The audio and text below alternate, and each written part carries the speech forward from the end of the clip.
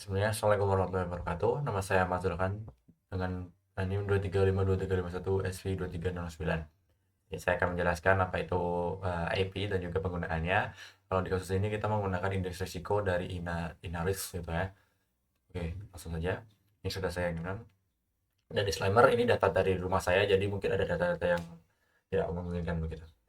Nah, API sendiri adalah Application Programming Interface yang dimana tujuan dari API ini adalah untuk melakukan beberapa intelijensi atau melakukan beberapa interface kepada para pengguna yang terstrukturnya itu berdasarkan beberapa hal yang harus dilakukan. Di API yang kita gunakan atau ini itu linknya akan seperti ini. Nah, ini adalah tampilan dari beberapa hal yang harus dilakukan. Cuman kita hanya membagi beberapa komponen-komponen yang ada di sini itu berdasarkan siaga masyarakat dan juga beberapa surveyor seperti beberapa unit pekerjaan, tidak istilah desa dan nama-namanya.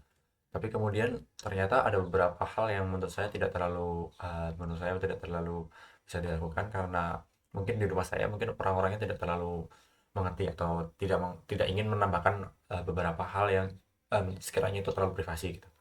Misalnya saya di bagian ini itu sudah semuanya ada.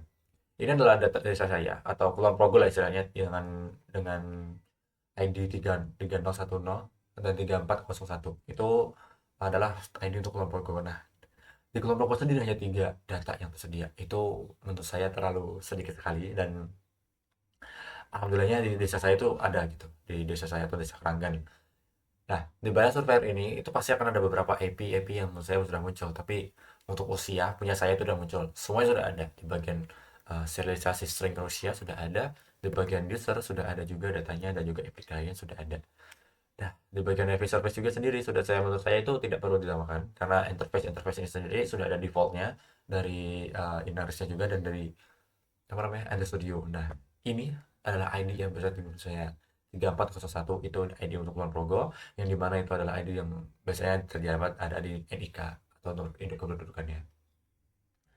Kemudian beberapa hal yang menurut saya perlu ditambahkan garis bawahi bahwa usia ada di data ini itu sudah banyak sekali saya gonta-ganti dan juga saya sudah mencobanya menggunakan ID-ID yang lain ternyata emang benar saja terjadi di area-area selanjutnya atau area-area yang menurut saya sudah terkenal seperti Sleman atau bagian area seperti Depok, Sleman, SCBD yang ada di Sleman itu pasti ada surveyor pasti ada yang itu namanya sepas itu tapi menurut saya kok ini tidak ada yang namanya usia punya saya tidak ada itu menurut saya menjadi momok yang harus dibicarakan begitu kenapa orang-orang lebih memilih untuk tidak menambahkan usianya atau mungkin ada sesuatu yang mesti saya dan ini ternyata sudah saya cek juga punya teman saya sudah saya bandingkan usia dan data target usia itu sudah ada semuanya sudah benar dan tidak dapat muncul usianya.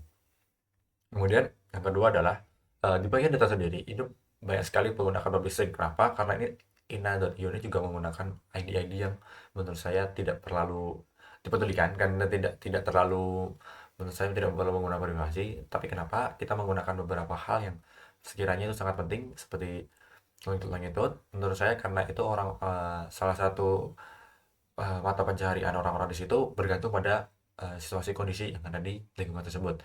Misalnya di sebagian jenis kelamin ini itu di bagian menurut saya tidak terlalu orang-orang yang bisa menggunakan handphone. Jadinya Kalirejo atau di daerah Kalirejo yang atas Kulon Progo itu orang-orangnya tidak terlalu memperdulikan. Yang penting bisa seperti itu.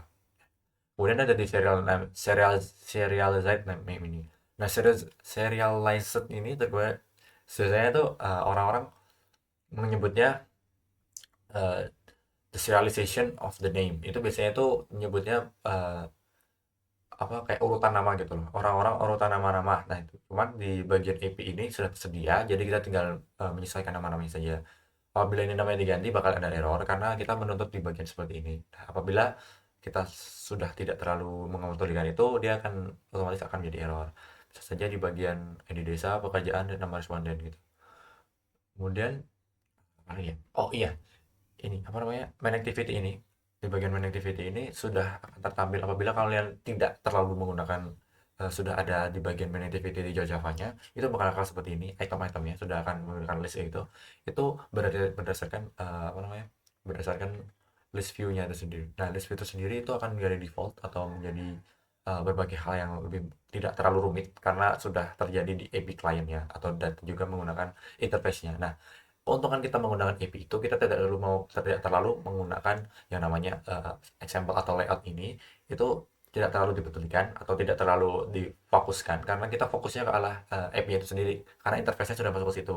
Sedangkan activity main.xml ini adalah menggunakan untuk layouting atau menggunakan untuk susunan dari beberapa tampilan dari kita begitu. Jadi menurut saya di acara ini API client ini sangat-sangat diperlukan untuk programmer-programmer pemula ataupun yang masih awam. Karena kenapa? Karena walaupun kita seorang back end atau seorang front end pun, API itu akan sangat berguna untuk mengambil data-data yang sangat-sangat berguna. Misalnya data-data kependudukan seperti INA.RIS ini atau risiko bencana ini itu sangat-sangat per source atau juga bisa diambil oleh siapapun dan kita bisa mengelolanya dengan style kita masing-masing begitu. Dan untuk API service sendiri, API service ini tergantung pada yang namanya client yang bertujuan untuk memanggil atau mengolah data-data yang lebih spesifik lagi. Karena di retrofit ini atau retrofit kedua yang HTTP ini berdasarkan URL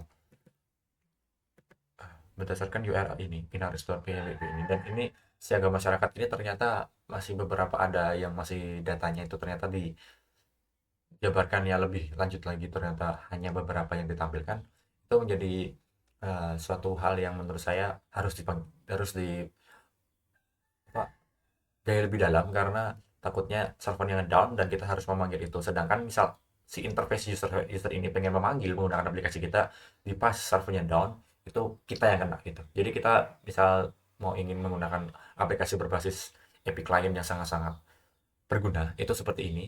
Tapi kalau misal kita mau jadi developer di bagian servering atau di bagian serving into the internet, itu bisa juga menggunakan API client ini sangat-sangat diperlukan. Itu jika ada salah kata mohon maaf. Dari tapi saya. Assalamualaikum warahmatullahi wabarakatuh. Stay